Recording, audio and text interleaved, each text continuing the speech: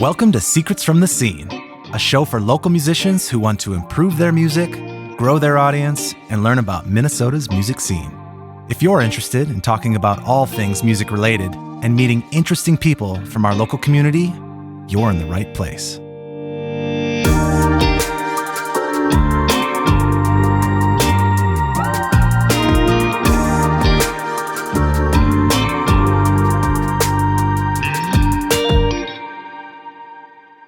On today's episode, I have not one, but two guests. My original idea for this episode was to have my friend Leslie Rich come in and talk about songwriting.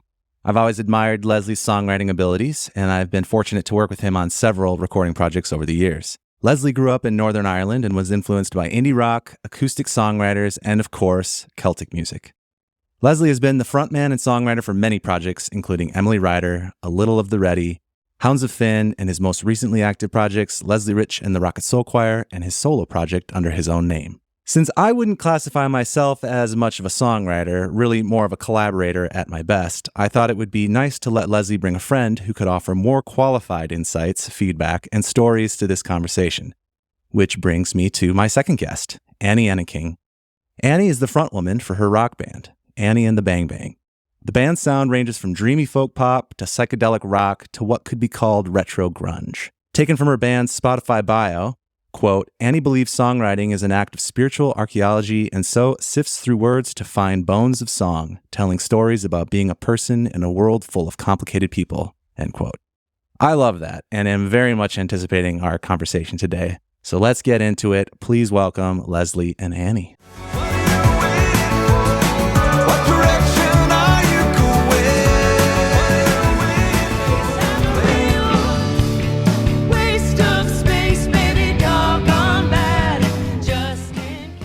Hello. How are you all doing? Good. I'm glad to be here. Thanks for being here. Yeah. I appreciate you guys. I thought it would be a good place to start just letting people know a little bit about your projects, what you're doing right now, the bands, and, your background. You can keep it as brief as you want, but Leslie, why don't you start? Well, there's two things, I guess, of recent. In 2023, just released a solo project, which is interesting for a bunch of reasons, which we can get into a little bit later. And then currently with the band, we're on a bit of a break. Very purposefully, I've quit playing some shows. We've got some shows because they show up. But quit playing some shows so that we could spend time together going to see other bands as part of our local scene, other bands that inspire us that are maybe coming through town, big, small, medium, whatever, and then spend a little time working on a bunch of songs that are already written, although not fully formulated, so that we can dig into them and find something new about ourselves. So it is an interesting time for me because I've never had that. And for the Rocket Soul Choir, which this version formed in 2017, it's been 6 years. We've never had a break like this. We've never had a break where we can just sit together and be together and let music come out. So one of the reasons I did a solo project at the start of the year, which I'm super proud of because you were part of it, and we talked about this many times over the whole recording process, I knew that the songs that were coming out were something different because I think what happens, and Annie can chime in also, I think that when you are writing music and then you're bringing it to the same group of people, then I feel like you start to fall into a rhythm where you're writing the music that fits that same group of people, right? Mm-hmm. So I ended up with a bunch of songs and I knew that they didn't belong to the Rocket Soul Choir in the form that we'd been going for the last bunch of years. And so that's why I wanted to let it be something different. Mm-hmm. Start grabbing ideas without other people's input, starting to grab ideas that we could put together and see what came of it, which obviously we did, and in my opinion, quite successfully. Hello, Columbia Records. What was interesting about that then was, as a band, the guys were saying, what is it? What is it you're doing? We want to hear it. Can we hear it yet? And I was going, no, because it was too fragile. It was too new. But when I eventually did then get the final product, or very, very close to it, I was able to then say, okay, guys, here's what's been going on in my brain and at the studio, and what do you think? And then they became part of it. So what's helped then, the stuff that we're going to be working on coming up, what has helped is then they had a key that they didn't have before into the mindset of Leslie Rich. So there's a slightly different approach then to these new songs, which is what I was aiming for. It's kind of exciting. I think over the last few weeks, just at rehearsal, we've been sort of trying to learn the songs. And then this last Tuesday, just a matter of days ago, we sort of cracked a little bit of a code, and it feels different. And it's pretty exciting. It's exciting for me as a songwriter to give songs up to other people to sort of feedback. Right? When we've written our songs and we're standing on stage and we're singing it to an audience, one of the big magical things about live music is that feedback from an audience. It changes what you're going to do next. It changes how high you're going to soar. It changes how quiet you're going to go. And so there's a very similar thing now happening then when you bring your songs to other people. And so that's what's happening right now. And I can't even be more excited. I'm happy for you and excited for you too. And I think there's two cool takeaways from that were nice to hear. And one just being that you're intentionally giving yourself time to like be creatively refueled, that space, putting gas back in the tank, which is I think it's important. Necessary. And two, changing a piece of the process and how that ends up changing the songs and how that ends up adding to the creativity, in that you're still writing, but now how the band and how the interaction, how the collaboration is happening is now changing to some extent. And that's offering new pathways now, which I think is an important part of the creative process too, is just not doing it the exact same way each and every time. Now, am I right in thinking that's what you guys do? We do. Yeah. A couple of the things that I lit up a little bit about was like the idea of just getting away together. So for us, that's incredibly important. And I feel like, so for me, it's like finding new pathways. It's creating a sense of adventure, and it's and bonding in the moment. And then like we often, when we go on tour to Colorado, we stay in one place and just satellite tour around the areas near us. And then we intentionally take 3 days off to go hiking and work on new music. And so we're cooking together, we're going for walks, we're hiking together. Somebody picks up an instrument and starts playing something, and we all like glom onto that a little bit, right? And then also we go on writing retreats. So we go on one in the summer, and we go on one in the winter, and we usually like to get away for about 4 days. And it's either that I have a riff, or Kari's got a riff, or John has a riff, and then we all sort of respond to it. But I feel like what shifted for me, it's funny you say that your band started in 2016, because that's my band started in 2011. I started it then. But this incarnation of the band, which I think is the band, right? Annie and the Bang Bang started in 2016, really, right? Through many of our first years together, I just had so many songs. I was just bringing in all the songs, and I would never tell anybody what to do. They're all just freaking geniuses and are amazing, and I love them. And so they make great parts, And then like sometimes I would notice John's over in the corner just kind of noodling away at something, like secretly hoping I'll hear, but not really wanting to like assert anything, Oh yeah, and the way this all started, we went to my mom's house. We kicked her out of her house because she said we could. And we made like beef stew, and we went in the basement and we set everything up. And John played this riff that I'd heard him play over and over again, but it didn't really appeal to me. But for some reason that day, like really caught my ear. And Kari and Mike started joining in, and I started writing lyrics for this song that ended up being a song called Crow River Drive. But it was the first song that we made that wasn't explicitly generated by me, but was by the group. And we love collaborating and making sure that we get time all together. Because I just feel like we went to play at a little festival last weekend, and we had like one night in a house, and then the next night in the house, and we came back from the festival and we wrote like 3 new songs. And then the next day we worked on all the 10 new ones that we're working on, and we're incredibly productive. And I feel like we're super fueled by one another. And I wrote in my journal, I was like, I just feel like my life is that I get to play music with my friends. Like that's amazing, and truly enjoying one another's company and challenging one another and being like, oh, what if we did this? And let's try that instead. And they all are really interested in like giving each other assignments. Like, you can't play melodic bass line. You have to play this, whatever. And for me, I was like, actually, that doesn't appeal to me because I need as much freedom as I possibly can get. and then I can narrow it down. Interesting. And then what I realized later is that actually musically, I don't mind any assignment. That's fine. I cannot be told what to write lyrically. I have to go with whatever is coming to me because I feel like sometimes you search for a thing and sometimes it is delivered and you just get like one little insight and you're like, cool, that sounds like an amazing first line, or that's a great melody.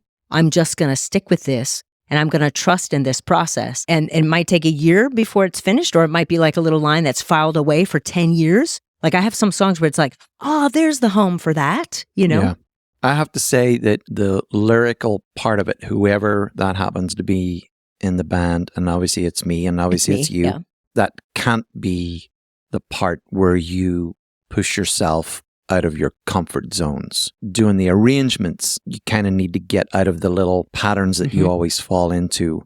But the lyrics are where the honesty comes from. Just like you said, that's absolutely it. You need to be as wide open as possible so that you can be as honest as possible. If you're remotely trying to write the next Taylor Swift song, it's not going to happen. No. And it's like Cindy Lawson recently said, and I think about this about your music, and I think we have this in common, and she said it, which was like, she can't sing anything that she doesn't actually believe in. She cannot be dishonest. You just cannot. You can't. I mean, you could if you wanted to, but it's like, I personally don't like to feel like I'm pretending to do a thing or I'm putting this thing on. It's like, no, this is actually organically part of something in me or an idea that resonates for me or a concept or a spiritual philosophy or a way of being in the world that is moving through me right now, but it has to come through my body. I have to feel it like ringing in my body. And then I'm like, great. And I know I'm done with the song when I cry, not because it is moving, but because like that weekend I was just talking about, we wrote like 10 songs, right? We're developing all the songs. We finished one. I burst into tears. And I know it's because it's just done. Like we've come to the end of the thing. Like it has reached its conclusion. And for some reason I find that moving. It must be, but I feel so satisfied. I think it's a feeling of satisfaction and it just moves me, you know? I think for that honesty to come out, and then you're basically creating the words, and possibly there's melodies that go along with that are really honest. So then when you're singing it, it comes out as honest. It comes out presented that way. It comes out believable, and therefore has more of an impact. Because here's the thing is, I'm going to say this to you, you're not that unique. Right. Right? Right. So the honest thing that you and I have just created, there are hundreds of people, there are thousands of people that feel the same way. And we've just vocalized something that they weren't able to. And that could be something as simply as, I love this cheesecake, or I'm in love with this person, or I feel this way about the world. That was probably one of the hardest little things for me to get over, is realizing if I'm trying to write a song to get a very specific reaction out of you, I will miss way more often than hit. If I am just fully honest and fully opening my guts up to write whatever's coming out of me, and I don't always know what's coming out of me. Yeah. Because these ideas just sometimes come out of nowhere. They're going to resonate with more people than they are if I try to craft a thing for a specific reaction or a specific emotion. Yeah. So, yeah. I find it interesting because I would tend to agree with everything that's being said, but I would also say that there's an element of some of the fake it till you make it can just at least create new pathways. Even if it's not the one that, I guess why I'm getting confused is to me, it kind of ties into a little bit of the, hey, I want to take a different approach. I'm going to either write with different people or I'm going to go to a different state.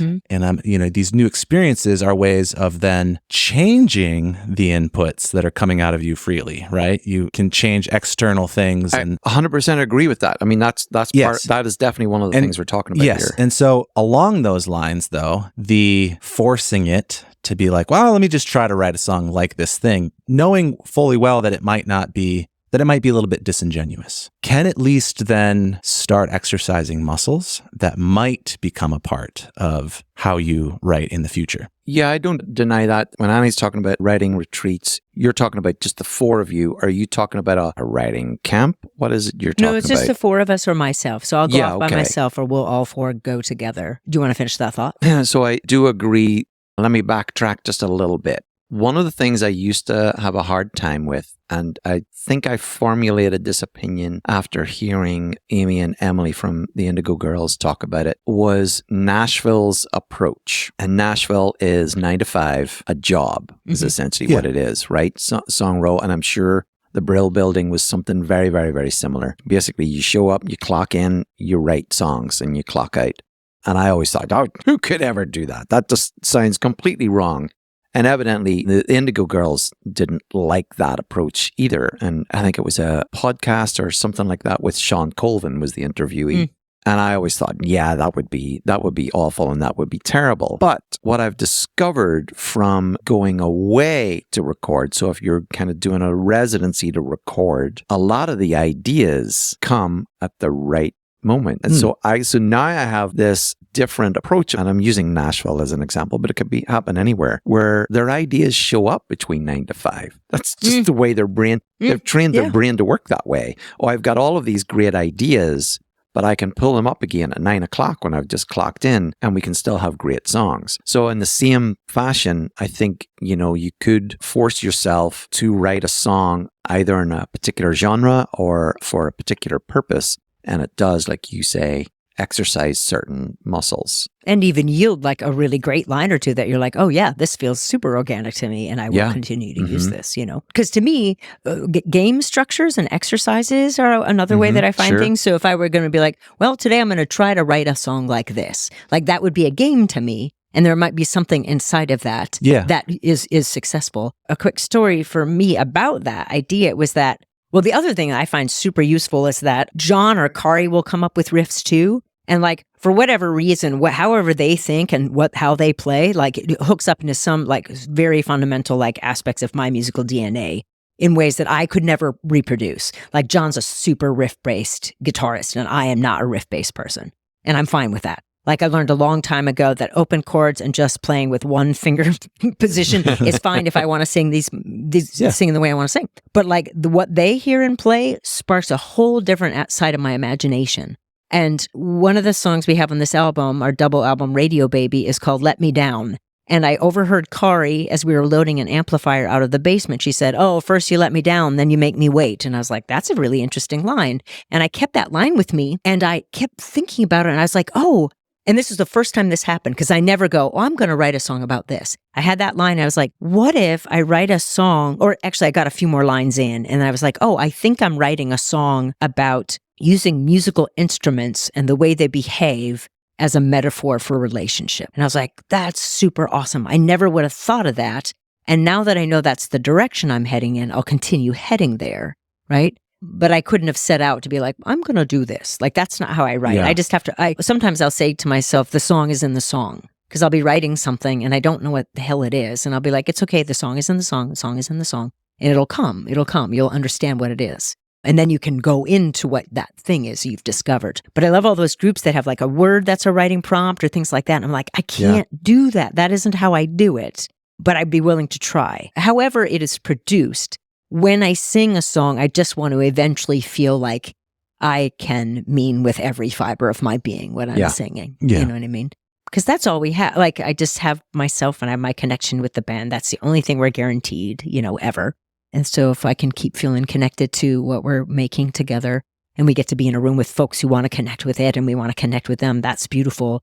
But the only thing we ever have for sure, is that we go away together and make stuff. You know what I mean? Yeah. So I want to kind of take it back to the beginning of the process for you guys. Maybe even think back to your earlier days of songwriting and that sort of thing of like, now you probably have different processes, but walk people through your most used process of writing songs. For instance, starting with lyrics, starting with music. How do you flush things out from the beginning before it hits your band, before it hits any collaborators? When I first started writing songs, so it was probably 85, 86, and there was other people at school that played music or played guitar, and we wanted to form a band. My friend Gavin Kearns and I played guitar together, and he was a whiz on guitar. I was not, but I knew some chords, and we tried to write songs together. They were very, very bad songs. And coming out of that, then I was just a solo guy, just sitting at home, listening, absorbing tons and tons and tons of music, and just wanting to emulate that. I was writing a lot of songs that were like those things. Yes. And with words that I didn't even know what it was I was crafting lyrically, but I was doing that for a few years. And then definitely my origin story, and I've told it many times, it lives on my website, and I've mentioned it in a few other interviews, but my origin story is sitting up late at night, February 1988, and my mom wasn't well. She's always had health problems, but this was a particularly bad period. And it was the middle of the night because the Winter Olympics was on. It was being held in Calgary that year. And so for us to see it in Ireland, it was obviously way later at night. And my mom was sleeping on the end of the sofa, and we were watching the figure skating. And then the Olympics was over, and this weird little program came on, this music program, because we didn't have MTV in Ireland kind of back then.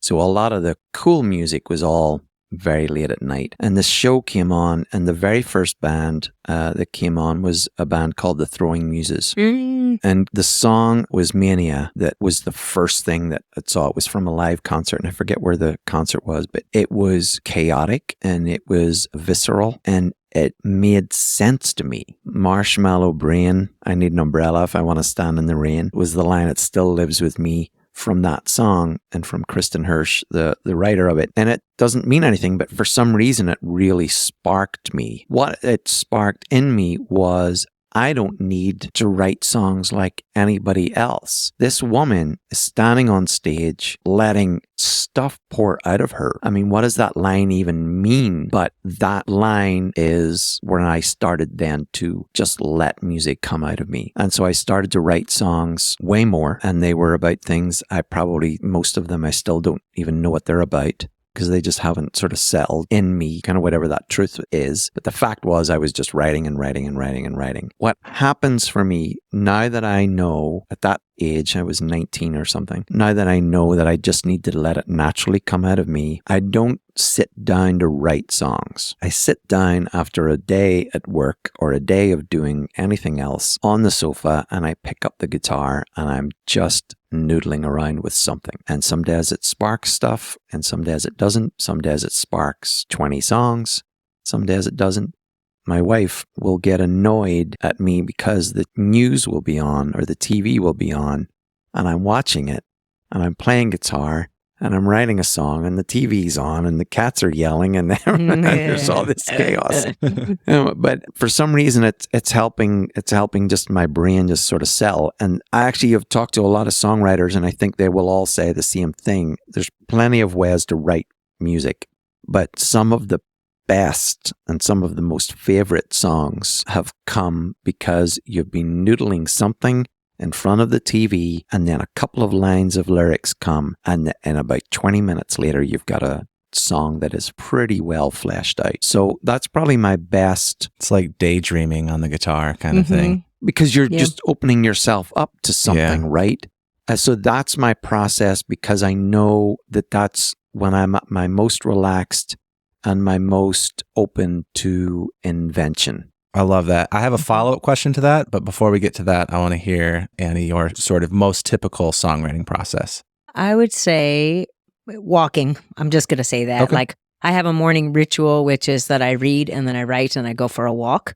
And if John or Kari have sent a riff, or I've created a riff, and I'll just go for a walk and I'll just let what comes to me come to me. Actually, you watching the TV and playing, it's almost, or me walking, it's that sense of like, I'm engaged in one part of my brain and also disengaged in another part of it, right? So that somehow something that happens in between those two states of mind can reveal something. I agree wholeheartedly. And I do things that I just think of as being like filling the well. Like I'll go to the museum, I'll look at art books, I'll read a lot of stuff.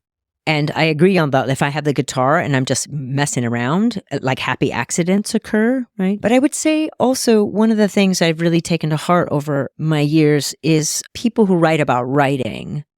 Different things they've said really stick with me. So like there was a book called Writing Down the Bones, and it was just the idea of like, just write down everything. Don't care about what it is you're writing. So the idea of like that everyone has inside of them a critic, an editor, a madman, and a genius. And the trick is like, turn the critic and the editor off until later. Let the madman and the genius roam, right? That's all you have to do first. And that's actually the trickiest thing, which might be why if you're distracted by something else, something can occur, right?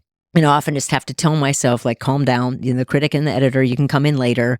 And I'll often be so frustrated with my process. I'll hate everything I'm writing and I'll just keep writing. I'll just be like, I hate this so much. And then the emotion itself will like crack through something else. Because what I'm looking for, I think, is like images that have feelings inside of them. Or like that's when I feel like I'm like, oh, yes, makes me happy, is that I've hit some image that has a feeling inside of it. So yeah, I'll write through frustration. Sorry, I got really excited and then I kind of forgot what the question was.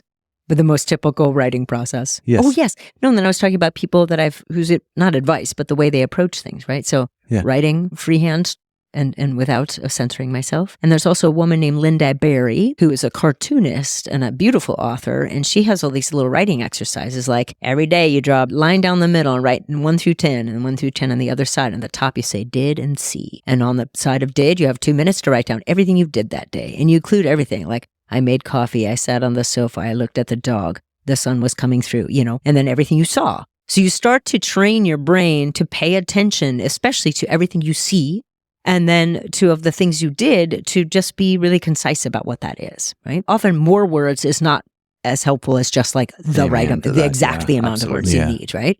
And I really appreciate her thing. And then the other thing I appreciate is, I think it comes from Elizabeth Gilbert, or maybe it's not her, maybe it's Tom Waits, but just the idea that if you just show up every day with your tools, something's going to happen. Yeah. Because we're all creative. So if I just sit every day with my guitar, or I have a pen, or I have paper, I have my computer, something's going to happen because I'm present to anything. That's definitely what I learned about the Brill Building or Nashville songwriters. That's why it works for them. Right. Is because they're showing up with their tools. Yeah. Ready to go. Yeah. Sometimes it's not going to be productive, but more often than not, Something will happen. Yeah. And for me, I used to think it was words that came first, but now I realized, especially because I respond so much to John and Kari, is that I think it's melody. I have to say that it's never words. Interesting. Yeah.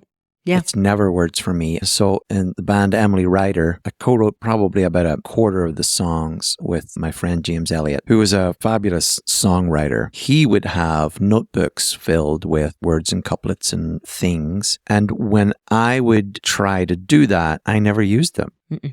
I can't never do that. referenced them. No. The moment is what sparks a line. Yeah. Just like when Kari said that, and don't let me down, that then sparks other things. That's why I have to noodle first. Sure. Yeah. And I even find that I noodle when I write. So what I'll do is, like, after a certain, like a week or something, I'll go back through my notebook, or I'll go look on the computer and I'll be like, oh yeah. And I'll put in bold a line that's just like pops. Yeah. Right. Or I'll circle a line that pops, and I'll just see if anything wants to go any further that day. You know what I mean? Or if it feels like there's some potential there or a mystery there that I want to sort of solve.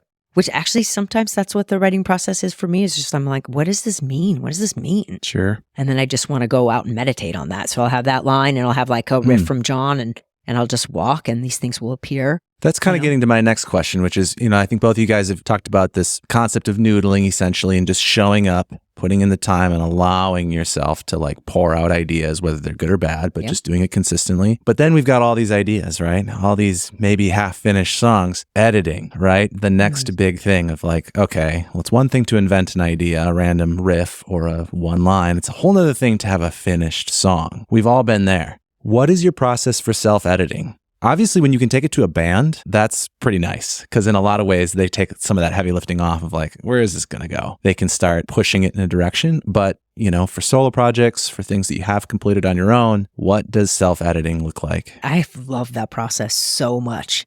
One of the songs I have, or now it's with the band, right? It's just called Making Plans. And it was this collection of, there was a really great book I read. It's just called Triggering Town. It's by Richard Hugo. And he had this exercise in there. It was just like, in this town, we blah, blah, blah. In this town, blah, blah, blah. Right? And using that as the line, in this town, in this town, in this town. All these images from my childhood came up. So like, like in this town, the 4-year-old walks around in an Easter dress and drinks everyone's beer. In this town, blah, blah, blah. These things. But I had these collection of images that because I remember this neighbor who was a really scary, weird neighbor. And it was the dirty blonde girl's hair dad, and he was really scary to me. And like there was a dog when I walked home from school that would just like rush to the fence but get yanked back by its yard chain before it could reach the fence, or just all these things, these different verses that came together. But there was this line that wanted to be the chorus, which seemed such a mystery to me, and I was like, why would I say you and your 24-hour girlfriend are making plans, and how does this fit in with this other thing?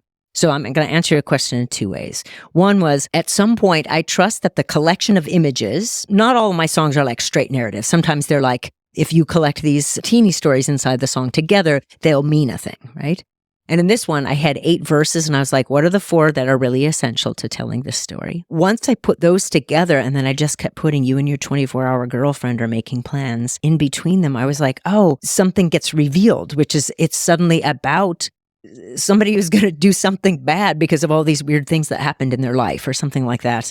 But it's my favorite part of the process, the editing.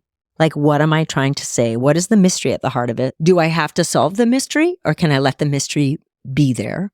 And what can I sing that I can feel grounded and organic? And then, does this want to be a 6-minute song? No.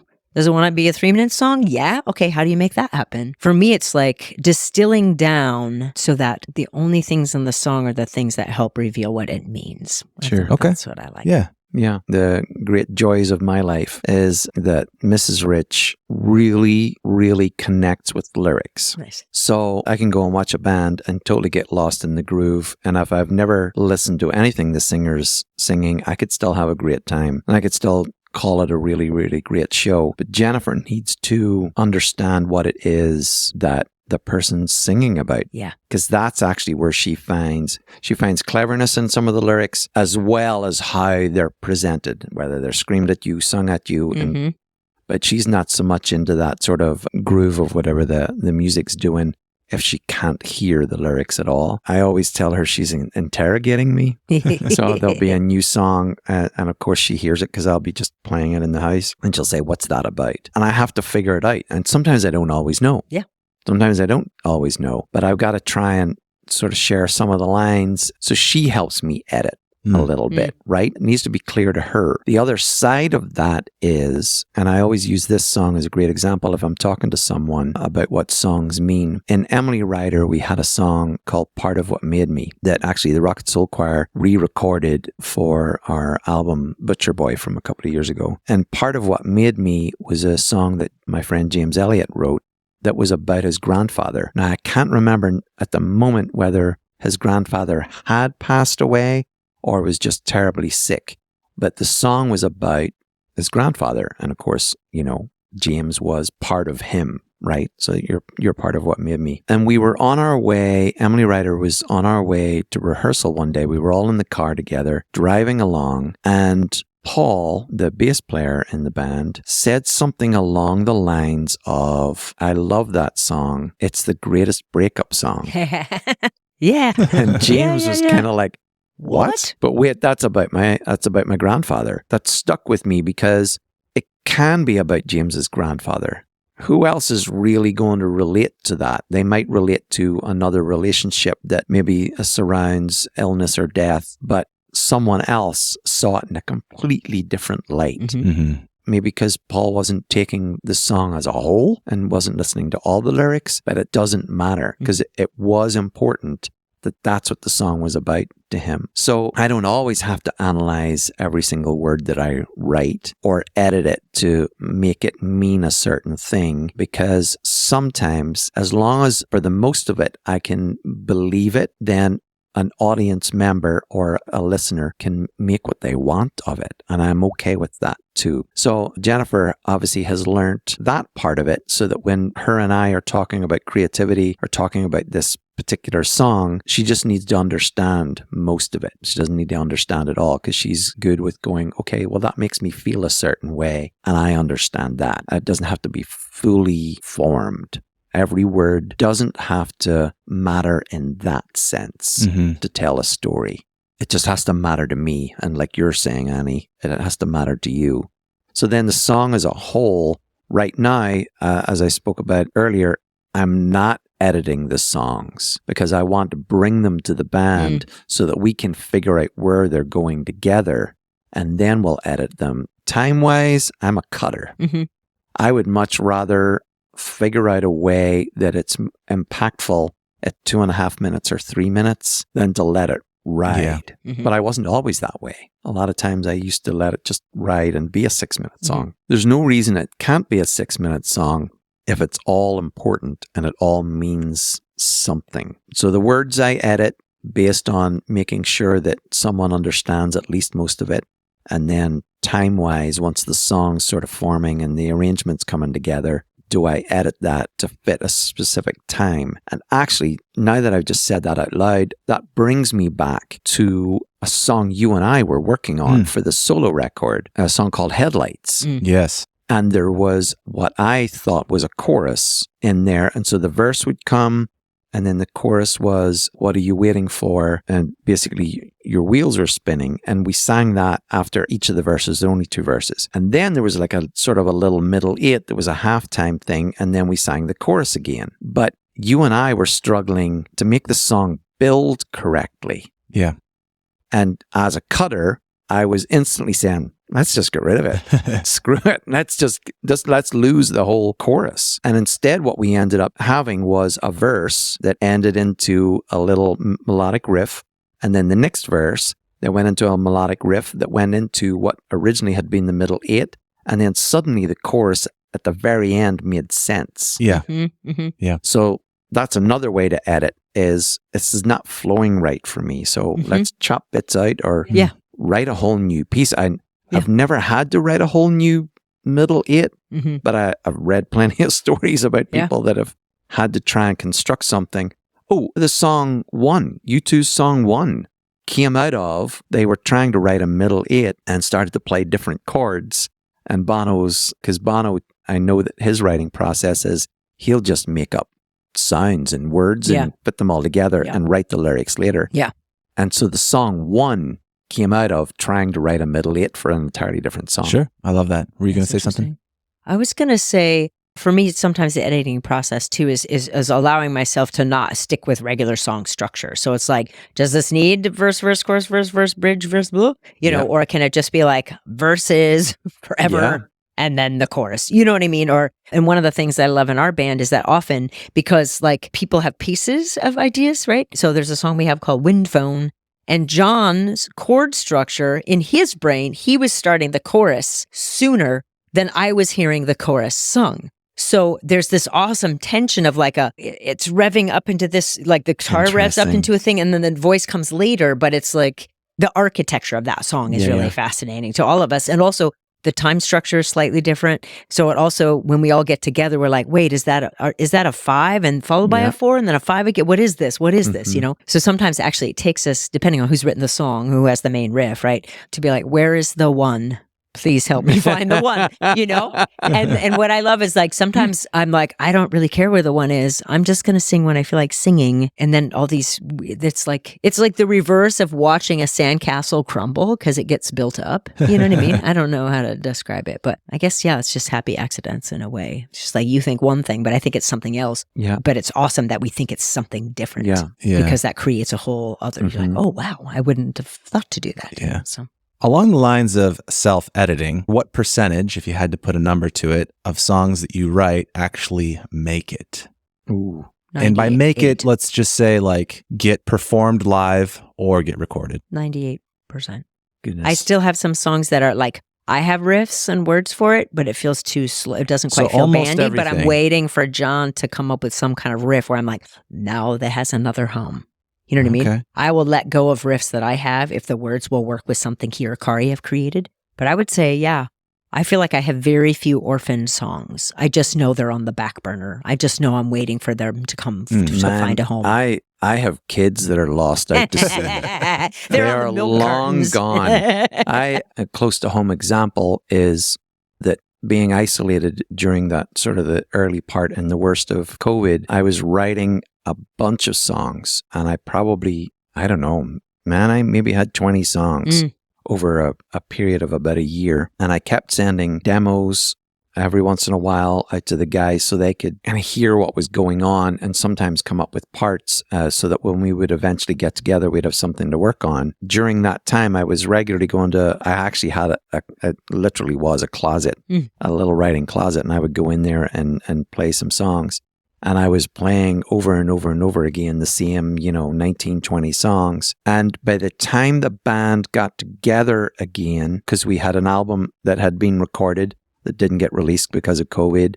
We were working on trying to figure that part out. I actually lost some songs. Like You can't remember how to play them, you can't mean? even remember I can remember the little snippets, but I can't remember the whole song. You don't have them on a little voice memo on your phone? No. See, not always, because I don't do that every single time. Okay. And then I also have songs from back home that had been written before I ever emigrated. I knew I loved then, and I even played them live. Then when I moved here and throughout all the chaos of trying to build a new life and finding new band members and all of that sort of stuff, those songs I've lost too. And every once in a while I'll dig in to try and see if my brain will pull it back out again. But yeah, I don't have orphans, man. I've got songs that are absolutely gone into the ether. And then there's lots of songs that can even be finished and feel good at the time. But as we write more things, or as I write more things or bring them to the band, they just don't belong anywhere. Yeah. So, and those are recorded, because I know how much that's hurting your heart, that there's these songs that were... I know. Because they were the best. They really were the Leslie. best things I'd ever written. Now they're gone. So that happens often too. So mine is definitely not 90-odd%. I would say that probably 75% of things I write eventually get to see the light of day. Yeah. Okay. Now that you said that too, there's a song called American Pop Fever Dream, and I had a whole other chord structure. I was like really committed. I brought it to the band. It didn't fire anybody up, and I was like, well. And then one day John was playing some other thing, and I was like, oh, what if it's that instead, right? So it still sees the light of day, but not in its original incarnation. Sure. Yeah, so I'm going to be sad about those songs for a little while. Yeah. And I'm going to say, Leslie, for God's sakes, do a voice memo. I'm like, Kari and I record every session that the band plays together, just in case somebody says something interesting or finds a new thing because they made a mistake or that we make choices. I will tell you that idea for me is just like a notebook filled with lyrical ideas. Yeah. I will never go back to review it. Interesting. Yeah. Interesting. I go back obsessively. If I remembered that there was a thing, there was a cool thing that I should go check out, then maybe I would do it then. We don't record our practices. Yeah. We record them if the songs are in development. That's when we record the practices. And I'll go back and I'll listen to those things and then start to make choices based on what's happening in the room, you know? Sometimes I'll make a little video because if I'm making up chord, like I don't know, I don't have a lot of training at all. I taught myself how to play guitar when I was 15, when you could buy those books that had the little like graph in the corner that just like told you where to put your fingers. So I can't read, what is the tabs? I can't read tablature at all. I'm like, I don't know what that is. I'm sure if I gave myself 15 minutes, I could. But I always call like what everybody else calls like, okay, what is the low E string on the tab? Is that the low string or is it the high string? Like, I have don't no even idea. know. Okay, thank God. I think the tab is supposed to be upside down, but right, so that it's the low, like the lowest string is the high string, and that's the top. Like I just in don't terms know. of the numbers, you mean? Yeah. Yeah, I think the high E is number 1 and the low E is number 6. If I haven't read tablature since I was 15, I'm looking at the guitar this way. Why wouldn't that be 1 and this is 6? You know, I always felt the same way, and that's why I'm pretty sure it is right. Okay, good. Well, along the lines of that, songs that get lost and things like that, have either of you gone through writer's block, getting in ruts? What are your tips and tricks for getting out of that? Rage and keep writing. I write through the rage. I just write through the rage. And I remember at some point I was like, I'm going to put on a documentary, and occasionally if a line interests me, I'm just going to write it down and then I'm going to go from that. But like, I don't quit. If I have writer's block, I don't quit. I'm sort of like a dog just digging for a bone. And lots of people are like, just rest for a bit. And I'm like, I don't want to. Or I'll just pick up the guitar instead, or I'll go to the museum. Because as my friend Paula Shazevsky, who is a beautiful poet, she's like, when the words don't come, I have these other forms of art. So I'll either keep trying to write, or I will just, in a rage, I'll write in a rage, or I will just be like, okay, cool. Why don't we just pick up the guitar instead? And that's okay, right? Or why don't we just look at this art book instead? It's okay. I agree with you to write through it. I don't think that I get writer's block now. Sure. because I'm not so worried about it. Yeah. I know there's periods of time when I'm not writing as much, but that is more than made up for by the periods of time when 20 and 25 songs all come at once. But my second record, The Written Lie, was written through writer's block. Yeah. It wasn't a great period of time, and it was all very forced. Actually, when I listen to the album, it feels very forced. Yeah. Although there's some good stuff in there. Well, and even the idea of writer's block is not that I can't write. It's that everything I write, I hate. You know what I mean? So I'm just like, the critic and the editor are just in full bore, right? But I'll keep writing. And like one time, it was like 3 months before I came up with a song but I did it every single day. And that's where like Waste of Space and some other song that's on Walkie Talkie came from. And I was like, I really feel like if I just keep my nose to the grindstone, something is bound to happen, but I'm not a let it go person. I'm a like, just keep going. I didn't mean to interrupt you. I agree with you. Yeah. That's exactly it. I don't think there's really a thing called writer's block. I think there's just a change happening. I think with everything that you ever do in life, and then that's why this applies to songwriting, you get to a spot where things are comfortable and easy. And because you as a person grow, then things get hard. I'm 52 now, so I'm half a century old. So I can say these wizened, enlightening things, but because you go through a day of a challenge, whether this is songwriting or just living life in general, or whether it's your job, and you go through a day where it's hard and you go, darn it, and it's a glass of Pinot Grigio solves a lot. Then you have another day, but eventually I'll get to the point going, oh, the reason this is always being hard is because there's a change coming, and then I get excited. What you're referring to as writer's block is the same thing. The reason that Annie is hating everything that she's writing is because she's changing her view of stuff, view of what is creative, view of how lyrics should sound and look, and growing to a totally different place. Yeah. And that's something to be celebrated. And I think it's always a roller coaster. Life is a roller coaster. And you have to get up that steep hill because the other side of it is wonderful and it's a whole new experience. That's a great growth mindset. With that sort of viewpoint, you're only learning and getting better, and no matter what's happening, if it's flowing out or if it's difficult.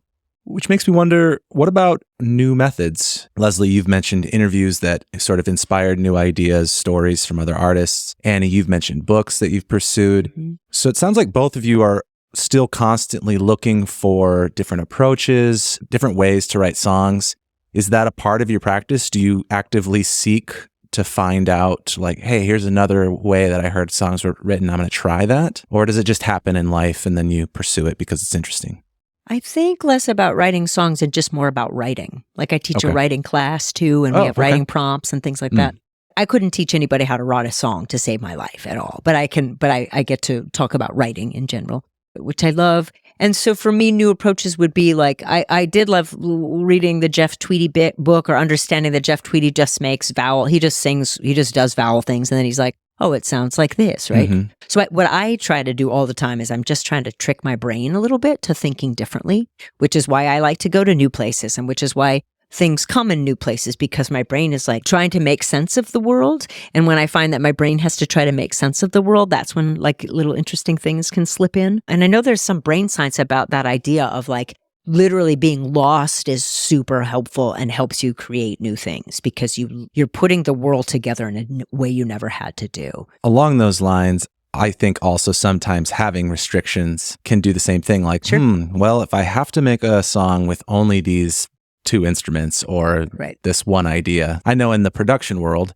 my world, having a smaller palette of things that you can reach for, it's like, oh man, sometimes there's more creativity in that than having an endless amount of ideas. And in terms of new approaches from a production world, I'm always working on other people's music.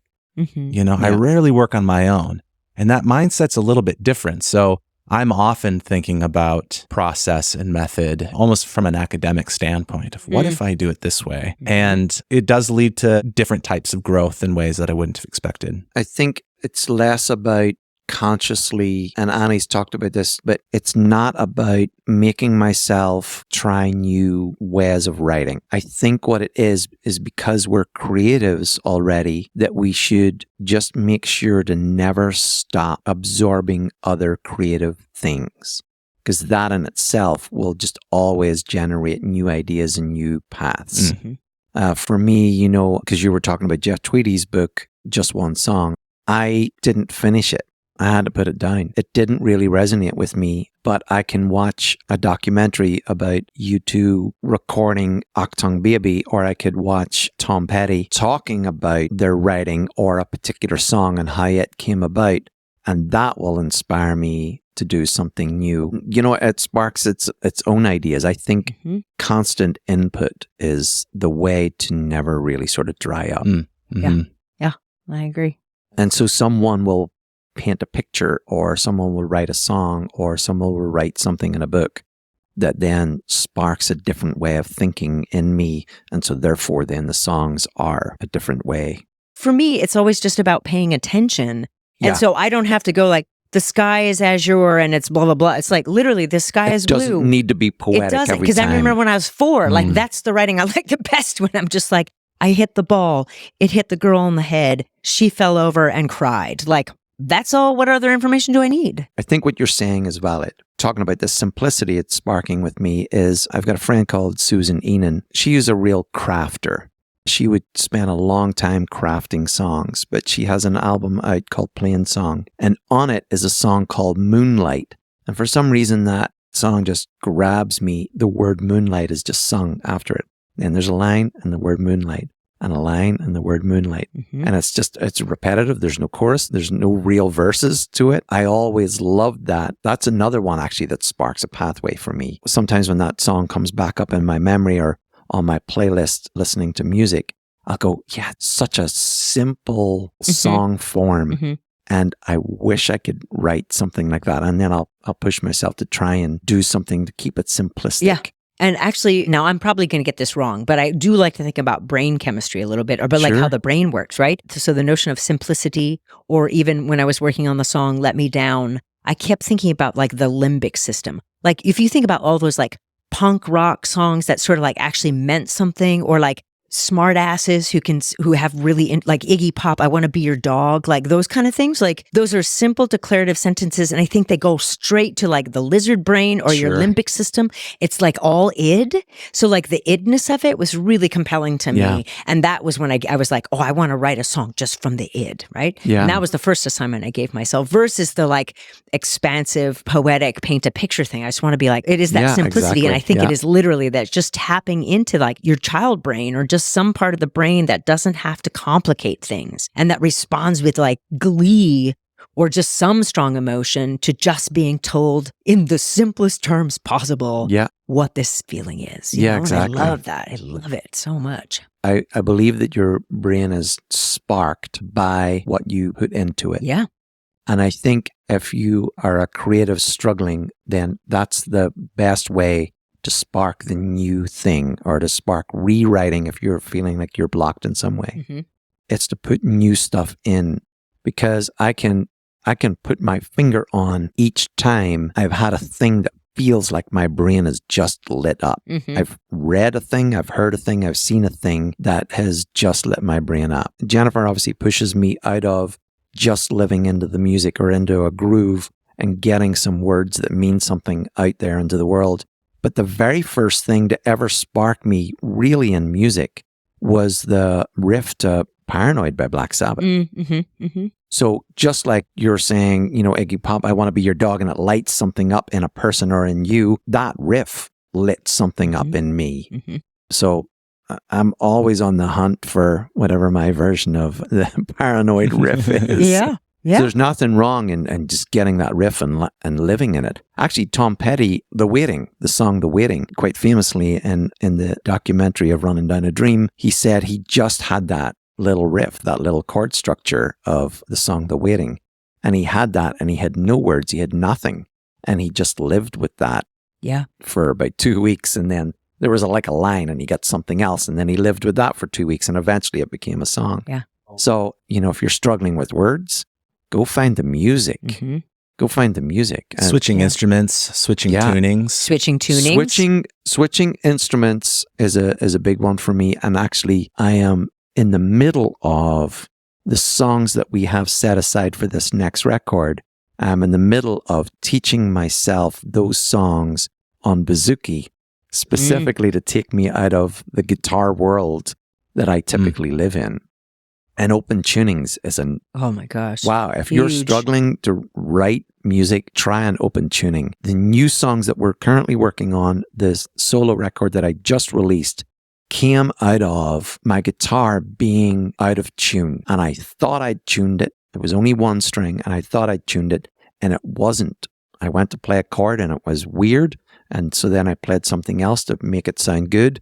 And 15 songs later, 12 songs later. No, it's great. And I love that in your liner notes that you're saying. It's like sometimes you get inspiration from a new thing, like a new tuning, you know? You can't help it. Another origin story for me is I got asked to open for Luca Bloom, and I didn't even know who Luca Bloom was. He was just a solo guy with acoustic guitar, and we were playing at a venue that I had played at many, many times. I thought I owned the place. And during the sound check, Luca, with the open tuning that he had, which is Dadgad, which is a very typical sort of Celtic guitar tuning, he just tore me apart. Everything that I'd written for the last few years, I went home after that show and I got rid of. And I retuned my guitar to Dadgad.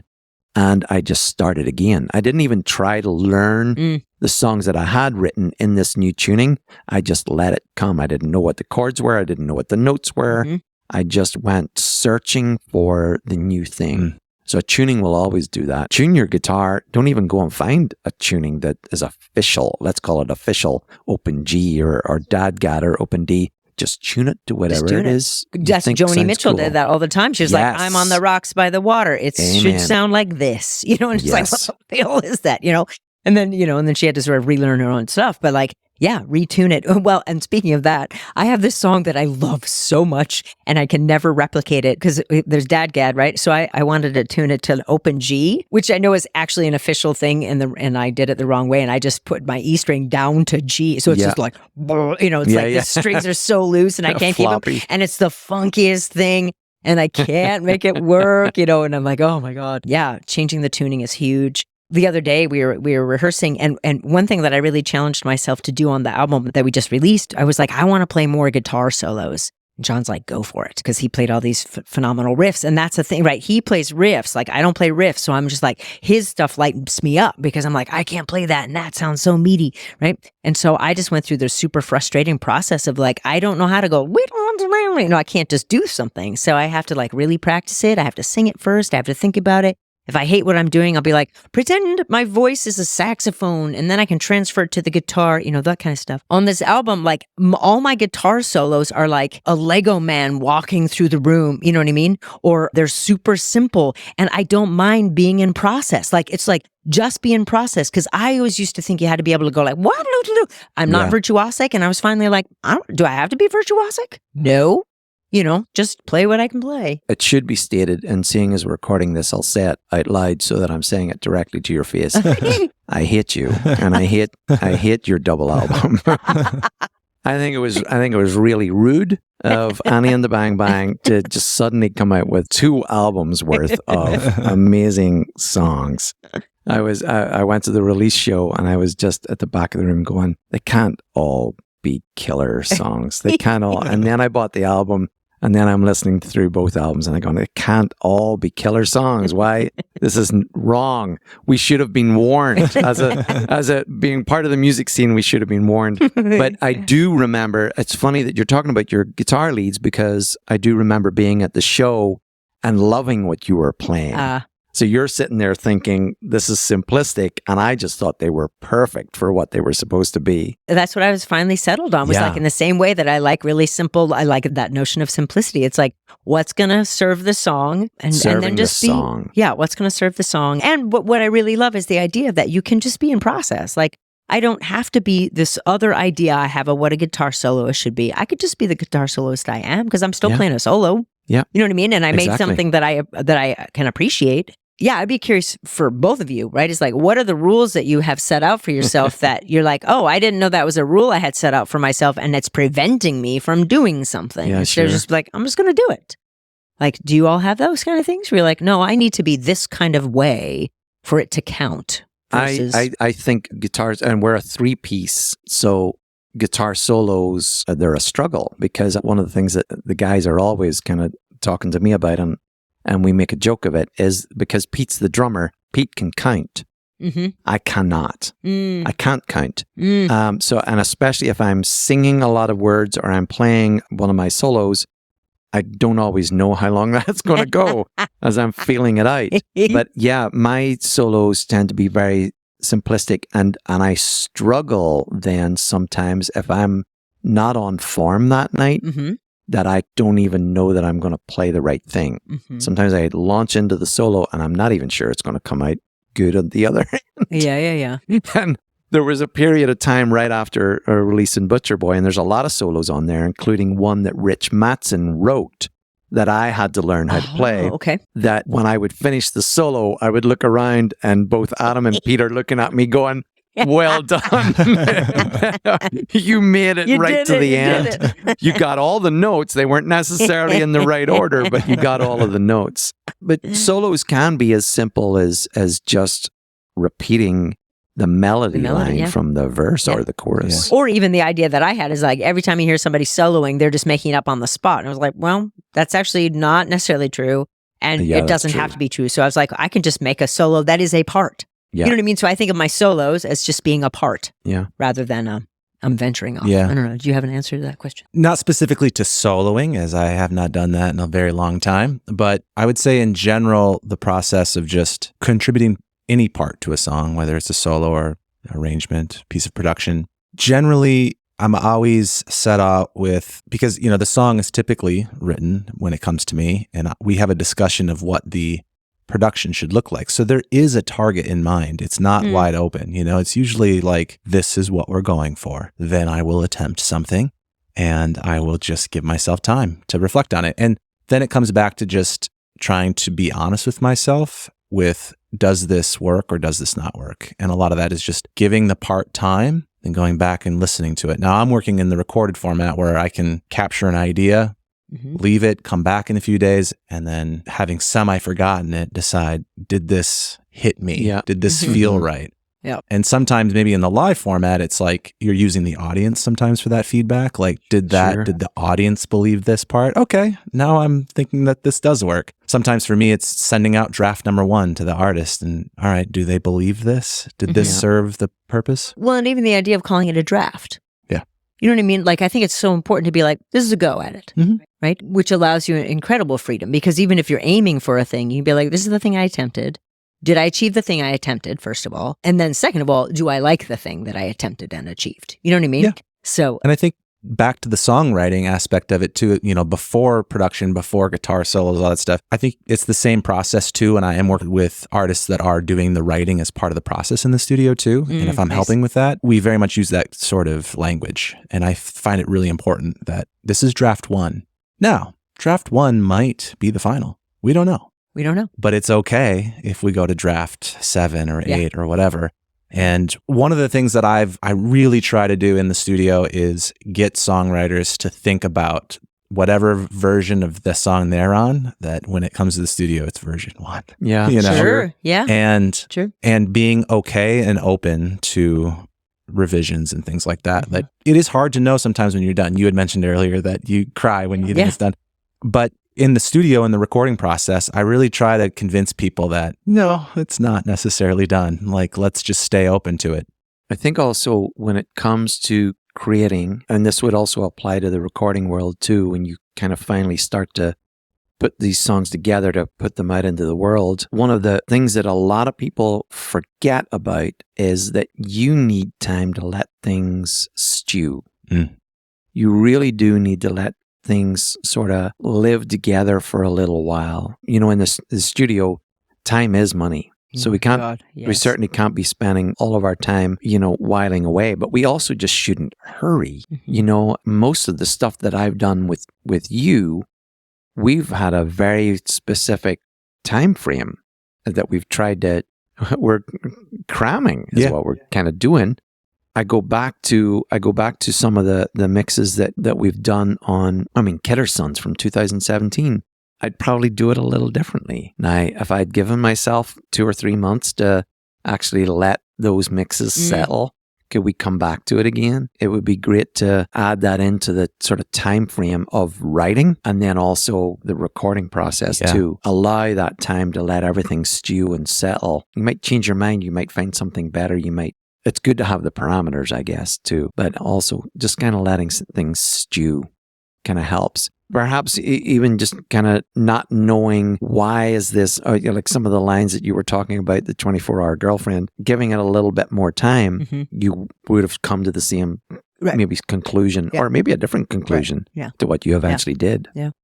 But even something like on the song Radio Baby, which is like a triptych, there's like 3 parts. And in the beginning, it's a woman who's talking about basically like being in a bar and that she gets carried across a mosh pit. And it's these sort of adult experiences she's having. And then we go into a car where there's a child singing about looking out the window and seeing the trees and how they look into the mirror of the river and how she knows all the words to every song. And it took me until right before the album was going to be released and we're talking about releasing the album and being interviewed and all that. And I was like, oh, the woman in the club is the girl in the car. And and it's the girl is understanding that later in life, she's going to have complicated relationships because she's a human being. And so every song in some way is about having complicated relationships that somehow that the girl in the car is not overseeing. It's not quite that. But like, again, those happy accidents where you couldn't be like, well, I'm going to write a whole album that's based on a child thinking about the music she's hearing in the car and how that's how her life is going to be. You know what I mean? There's a balance between the time of letting things stew and grow. You've planted a seed and it can keep growing and growing and growing. And then also just saying, this is done, moving on to the next thing. Yeah. And we've probably both, each of us been on both sides of that where it feels like I can't find the end of this. Right. In times where you wish, if only I would have let that go a little bit longer, it might have turned out better. And, I think it goes back to the mindset earlier of just looking at it. Well, if that's how you look back at it and feel that way, then you just hopefully take those lessons forward to the next project. I certainly listen back to work that I've done and go, oh boy, I would do it differently now. I don't know if that feeling will ever go away because I keep getting better and I keep learning more things about myself. And that's just a part of being a creative is you just have to keep moving forward and keep putting out new stuff. But this whole conversation has been really great and very interesting. Thank you guys so much. Before we wrap up, I've been letting people sort of share one insight, one secret, if you will, as the podcast is called Secrets from the Scene, that you want to share to other people that are listening, particularly songwriters that are maybe just getting into this or, something that you wish you would have known, something that has really helped you that you want to pass along. I'll kind of leave it wide open in terms of what you'd like to pass down to somebody else. But if anything comes to mind, or even simply something that has been crucial to getting to where you are today.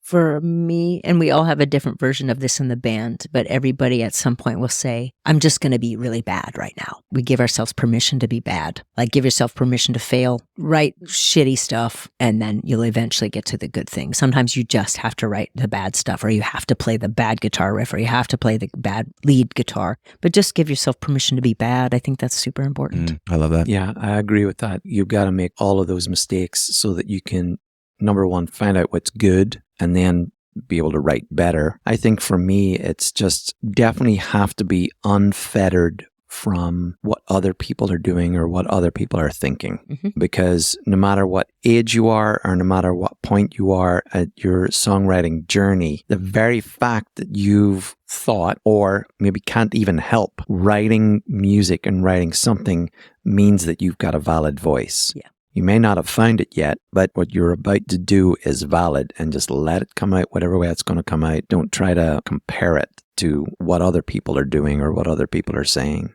Yeah, because you can compare it to your own work. You start to understand who you are as a songwriter by sitting with it in relationship to other things you've written. Absolutely. If people would like to check out your guys' work, follow you online, where can they find you? LeslieRichMusic.com is exactly where you can find me. I think if you just Google Leslie Rich and the Rocket Soul Choir, you should be able to find us pretty easy. And we're at annieandthebangbang.com. We're also on Facebook and Instagram, Spotify, record stores. I'll include those links in our show notes. But thank you both for being here today and for sharing Thanks your so insights. much for having. It's been a great conversation. Thank you. Till next time.